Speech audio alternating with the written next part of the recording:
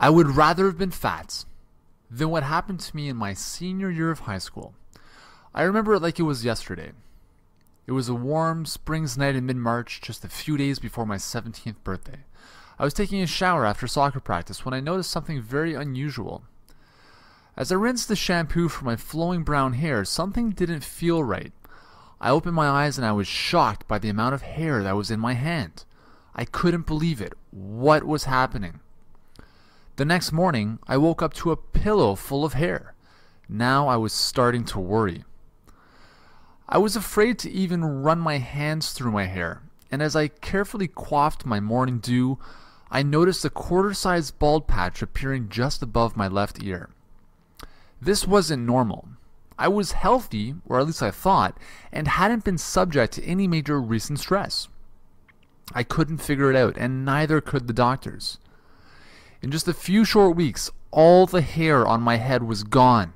So too were my eyelashes, eyebrows, and all of the hair on my body.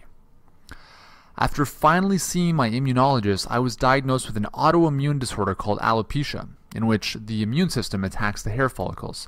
Thankfully, it wasn't my muscles or nervous system that was being attacked. And at the time, I had no idea why my immune system went haywire and attacked me.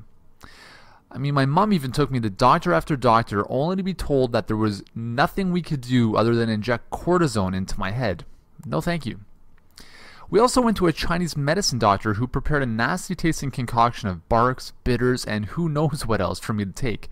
I tried lotions, acupuncture, and scalp massages. Still nothing worked. None of these professionals ever hinted at the fact that maybe, just maybe, my diet was at the root of this problem. You see, my diet from childhood all the way through adolescence consisted of breads, cereals, dairy, pasta, and processed foods. I think the only vegetable I ate was iceberg lettuce, which formed the base of some of the salads my mom used to make. But no one, not even me, ever clued into the fact that these very foods may have been the original cause of my condition. But what happened next was probably even worse. I had to go back to school looking like a completely different person. What would people think? Would I be made fun of? Would they laugh and point at me? I was scared. Walking through the halls of my high school, I could not ignore the way people looked at me. It was as if I had some kind of disease or something. I felt like an outcast, and I became more self-conscious and even paranoid that people were constantly talking about me behind my back. I lost my confidence, and I didn't feel like the same full-of-life person anymore. I was a shadow of my true self. And although the hair loss and all the struggles that came along with it were bad, what I personally found worse was that I had no energy, ever. A lack of energy that I would later discover was directly associated with me losing my hair. Who would have thought?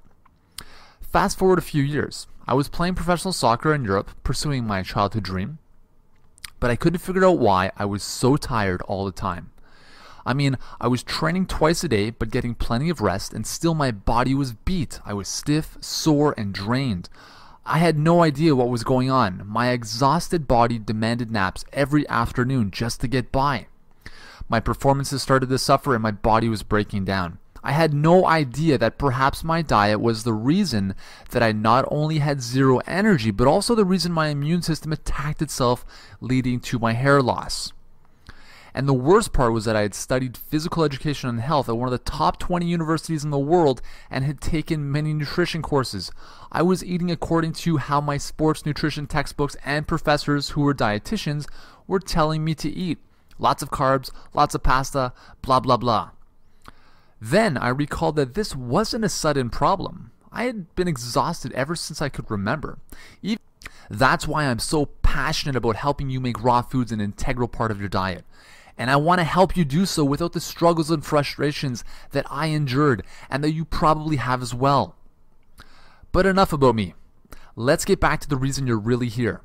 To get and stay raw to the degree that you'd like, so you can finally be healthier, slimmer, and more energetic than you thought possible, and without giving up your life in order to do so.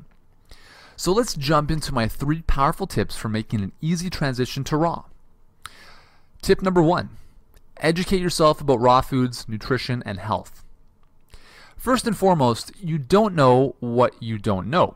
Therefore, if you want amazing health, you need to educate yourself about your health and the most sustainable ways of improving it.